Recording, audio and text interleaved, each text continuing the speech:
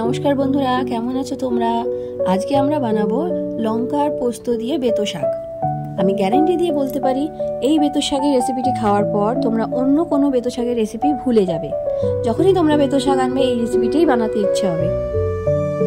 এই রেসিপিটা আমি শিখেছি আমার মায়ের কাছ থেকে, তো আজকে আমি তোমাদের শিখিয়ে দিচ্ছি, তোমরাও এটা করো। কেমন লাগলো জানিও।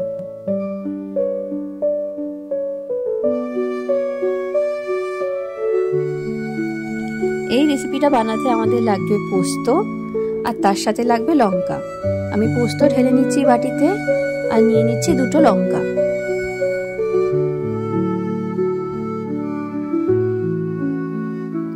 কড়ায় তেল দিয়ে দিয়েছি, তেলটা গরম হয়ে গেলে দেব আমরা ফোড়ন।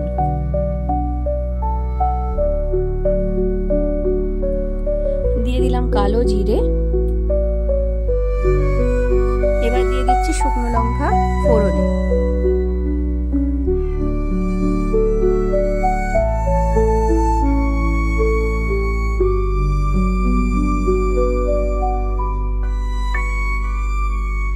ফোড়নটা একটু নাড়িয়ে চাড়িয়ে নিয়ে আমরা দিয়ে দিচ্ছি ধুয়ে রাখা শাকগুলো।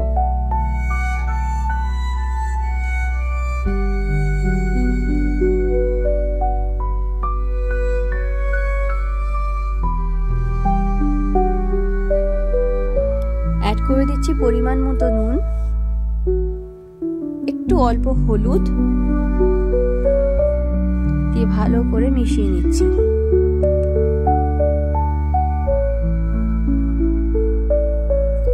এর মাঝেই আমি লঙ্কা আর পোস্তটাকে বেটে নিয়েছিলাম, সেই মিক্সচারটা আমি দিয়ে দিলাম এবার শাকটার মধ্যে।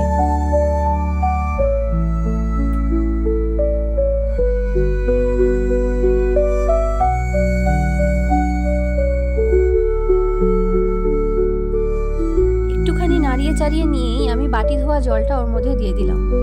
বাবা, পোস্তর যা দাম, পোস্ত একটুও নষ্ট করতে ভীষণ গায়ে লাগে, তাই বাটি ধোয়া জলটা আমি অ্যাড করে দিয়েছি। তারপর আরো একটু জল আমি অ্যাড করে দিলাম পরিমাণ মতন, দিয়ে এবার দিয়ে দেবো হচ্ছে চাপা। আর তার আগে অ্যাড করে দিচ্ছি একটু কাঁচা সর্ষের তেল ওপর দিয়ে এবার দিয়ে দাও চাপা। 5 থেকে 7 মিনিট চাপা দিয়ে রেখে দাও। 5 থেকে 7 মিনিট পর ঢাকনাটা খুলে একবার নাড়িয়ে চাড়িয়ে দিতে হবে, যাতে নিচে ধরে না যায়, সেদিকে আমাদের খেয়াল রাখতে হবে।